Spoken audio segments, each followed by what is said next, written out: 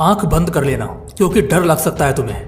तुम्हारी धड़कनें तेज हो सकती हैं, मन घबरा सकता है, लेकिन इस वीडियो के बाद तुम्हारे अंदर एक शेर भी पैदा हो सकता है।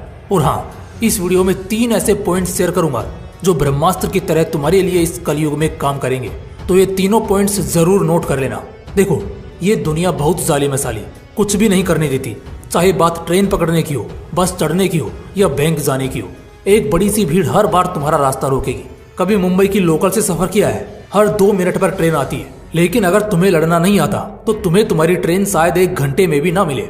लाखों लोग रोज लटक कर, भीड़ को चीर कर और पता नहीं कितनी धक्का मुक्की करके अपने काम पर जाते हैं और वापस घर लौटते हैं। सुबह 5 से 7 और शाम को 5 से 8 के बीच तो जिसने ट्रेन पकड़ ली ना, उसे एक अलग ही किस्म का मर्द समझा जाता है। देखो, अगले कुछ मिनट के लिए उस दुनिया की कल्पना करना जो मैं तुम्हें दिखाने की कोशिश कर रहा हूँ। एक ऐसी दुनिया जहाँ हर इंसान बुरा है। ये दुनिया जालिम है। हर इंसान दूसरे इंसान के खून का प्यासा है। लोगों में हमदर्दी, इंसानियत सब मर चुकी है। लोग बदल चुके हैं, इंसान जानवर हो चुके हैं। एक निवाले के लिए जंग करनी पड़ती है। हर दिन सांस लेने के लिए लड़ना पड़ता है। पानी की एक बूंद के लिए भी तरसना पड़ता है। उस दुनिया में तुम घर पर आराम से लेटे हो, तभी तुम्हें अचानक एक झटका लगता है। तुम उठते हो तो देखते हो कि सैकड़ों की भीड़ तुम्हारे घर को घेरे, हर तरफ से तुम्हारे घर पर पत्थर बरसा रही है। तुम्हारे घर को जलाने की भी सोच रहे हैं वो लोग। तुम खड़े खड़े वो सारे खौफनाक नजारे अपने घर की खिड़की से देख रहे हो। इतने में 4-5 हैवान लोग धीरे धीरे तुम्हारी तरफ आगे बढ़ रहे हैं। किसी के हाथ में डंडा है तो किसी के पास बंदूक है। किसी के हाथ में मसाल है जो तुम्हें एक पल में जला देगी, तो वहीं किसी के हाथ में धारदार चाकू भी है।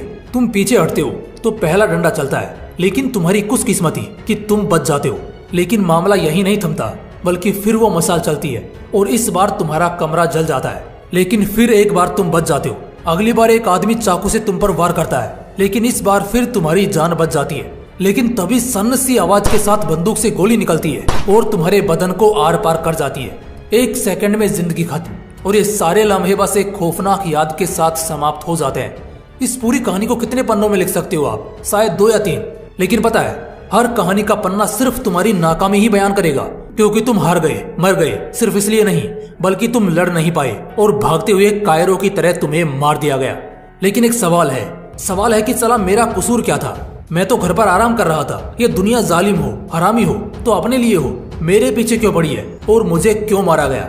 दोस्त, मारा तुम्हें नहीं, तुम्हारे हक को गया है। अब चलो, इस काल्पनिक कहानी के बाद तुम्हें एक हकीकत की बड़ी यादगार कहानी के साथ एक बार फिर आमने सामने कराता हूँ। क्लास में तुम फर्स्ट आ सकते थे, लेकिन कोई और आया, क्योंकि उसने तुम्हारा हक मारा और रिजल्ट के दिन तुम्हें बेइज्जत होना पड़ा। किसी का सपना होगा क्रिकेटर बनने का, तो कोई फुटबॉलर बनना चाहता होगा, कोई म्यूजिशियन, कोई एक्टर, तो कोई डांसर। तुम सब पढ़ाई से हटकर कुछ ना कुछ जरूर बनना चाहते होंगे, लेकिन नहीं बन पाए। लेकिन क्या कभी ऐसा हुआ है कि तुम्हारे सपना देखने के बाद आज तक कोई भी इंसान उस फील्ड में ना गया हो? जिस दिन सचिन तेंदुलकर पैदा हुआ था और जिस दिन सचिन ने सोचा होगा ना कि उसे क्रिकेटर बनना है, उस दिन उसके साथ इसी देश में रहने वाले हजारों लड़कों ने ये सेम सपना देखा होगा। लेकिन उन हजारों लड़कों के हक को किसने हासिल किया? सचिन ने, विराट कोहली ने एंड ऐसे बहुत से बड़े लोगों ने। तुम सब भी जिस दिन ये सपना देखते हो ना कि तुम्हें ये बनना है, वो बनना है, कुछ सालों बाद तुम तो नहीं बन पाते, मगर हाँ, कोई और बन जाता है। और जो बन जाता है उसने तुम्हारा हक मारा है। जब तुम बड़े हो रहे थे, जब तुम बड़े हो चुके थे, कोई अपना बड़ा घर बना रहा था, कोई बड़ी गाड़ी ले रहा था, तो कोई अपने सपनों का बड़ा महल खड़ा कर रहा था। क्या तुम ये सब डिजर्व नहीं करते थे? तुम करते थे। इन सब सपनों पर तुम्हारा भी उतना ही हक था जितना आज उस इंसान का है। लेकिन उसने तुम्हारे उस हक को मारा और तुमने अपने हक को, अपने सपनों को अपनी आंखों के सामने मरने दिया। इमेजिन करो, एक बड़ी सी प्लेट में एक बड़ा सा लड्डू रखा हो और उस लड्डू को चाहने वाले 10 लोग हैं, तो वो लड्डू किसे देना चाहिए? अगर डायरेक्टली देने लगे तो ये जातीय हो जाएगा। इसलिए एक मुकाबला रखा गया कि उस थाली के 100 मीटर दूर तक हर लड़का खड़ा होगा और जो सबसे पहले उस लड्डू को झपट लेगा, ये लड्डू उसे ही मिलेगा। वो बंदा जो सबसे पहले उस लड्डू पर झपटता है ना, वो तो उसे अपने नाम कर लेगा। लेकिन फिर बचे हुए 9 लोग मुंह ताकते रह जाएंगे। वो लड़का उन बाकी 9 लोगों का हक मार लेगा। तुम्हें हक का मतलब समझाता हूँ। पहले, जिस दिन तुम पैदा हुए, तुम्हारे साथ हजारों लाखों बच्चे उसी दिन पैदा हुए होंगे। तुम्हारे हाथ खाली थे तो उन लाखों बच्चों के हाथ भी खाली ही थे। लेकिन आज से 70 साल बाद, 80 साल बाद जब यही लड़के जाएंगे ना, तो कोई अपना हाथ खाली लिए जाएगा, तो कोई बहुत सारी इज्जत, नाम और कर्म लिए जाएगा। लेकिन मैं कहता हूँ, जब इंसान खाली हाथ आता है तो उसके हाथ में पूरी की पूरी दुनिया होती है हासिल करने के लिए। क्या हासिल करने की कोई हद है? नहीं। तुम्हारे हाथ में भी वो सारा हक था जो उन लाखों बच्चों के हाथ में था। फिर ऐसा क्यों होगा कि कुछ लोग कर पाएंगे तो कुछ लोग अपने हक को मरते हुए बस देखते रहेंगे? हर चीज के लिए जब तक तुम जी जान से नहीं लड़ते हो ना, वो चीजें तुम्हें नहीं मिलती हैं। बहुत जल्द वो जमाना भी आएगा जब एक इंसान रोटी के लिए भी लड़ेगा। हाँ बिल्कुल, उस समय क्या करोगे? शरीफ बनने और शराफत दिखाने का जमाना गया। ऐसा नहीं है कि आज हरामी बन जाओ, लेकिन लड़ना तो सीखो। अगर लड़ोगे नहीं तो फिर हर कतार से तुरंत निकाल दिए जाओगे। बड़ी तकलीफों वाली जिंदगी कटने लग जाएगी।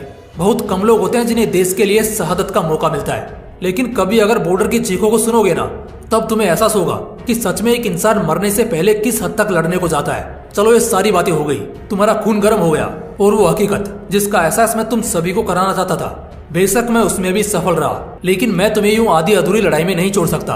अगर रास्ता दिखाया है तो फिर मंजिल तक भी पहुंचाऊंगा। अभी मैं आपसे 3 पॉइंट शेयर करूंगा जिसके बारे में हमने शुरुआत में बात की थी। ये तीनों पॉइंट्स ब्रह्मास्त्र की तरह तुम्हारे लिए इस कलयुग में काम करेंगे। बस इन्हें जरा भी हल्के में मत लेना दोस्त। ब्रह्मास्त्र नंबर 1, भाड़ में गया जमाना वो मायने रखता है जो तुम्हें चाहिए।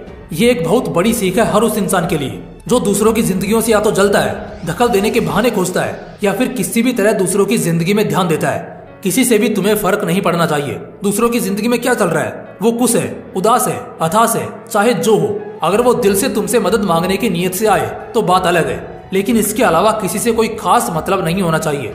इस सिक्के का दूसरा पहलू भी है। कभी भी वो मत बनो जो समाज तुम्हें बनाना चाहता है, बल्कि वो बनो जो तुम्हारा दिल करे बनने का। क्या आज तक सिर्फ एक ही सचिन तेंदुलकर हुआ? क्या आज तक सिर्फ एक ही नीरज चोपड़ा हुआ? क्या आज तक सिर्फ एक ही एपीजे अब्दुल कलाम हुए? तुम्हें क्या लगता है इस 140 करोड़ की आबादी वाले इस देश में सिर्फ यही कुछ टैलेंट है? नहीं, ऐसा बिल्कुल नहीं है।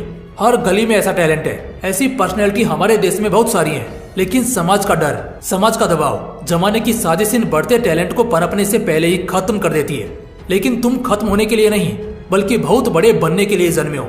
तुम्हें ऐसी कोई भी चीज, जमाने का कोई भी डर रोकना नहीं चाहिए, क्योंकि आज यही जमाना शायद रास्ते का कांटा बनकर तुम्हें तकलीफ दे, और कल वही जमाना भीड़ में तुम्हारा फैन बनकर तुम्हारे साथ फोटो खिंचवाने को बेताब रहे। बिल्कुल ऐसा मुमकिन है। बस ऐसी मानसिकता रखना कि साला जमाना गया भाड़ में, जो मुझे चाहिए वो तो मैं हर हाल में हासिल करके रहूंगा।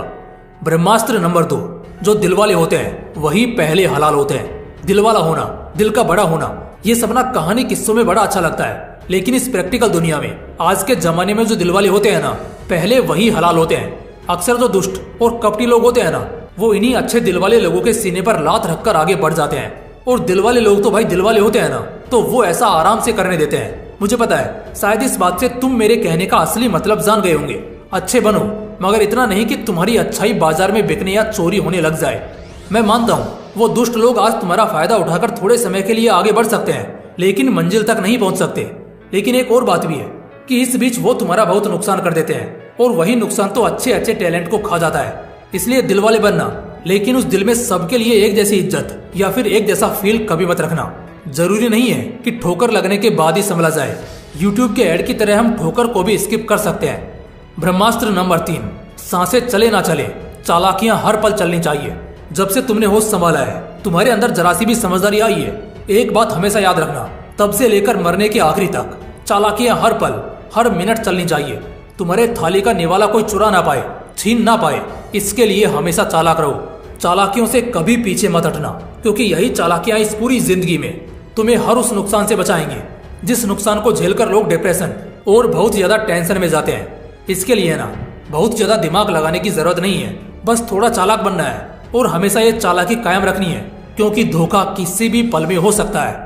दोस्तों, अगर वीडियो पसंद आया हो तो आपको क्या करना है ये मुझे बताने की जरूरत नहीं है। बाकी फिर मिलेंगे इसी तरह के एक और बवाल वीडियो के साथ। जय हिंद, जय श्री कृष्णा।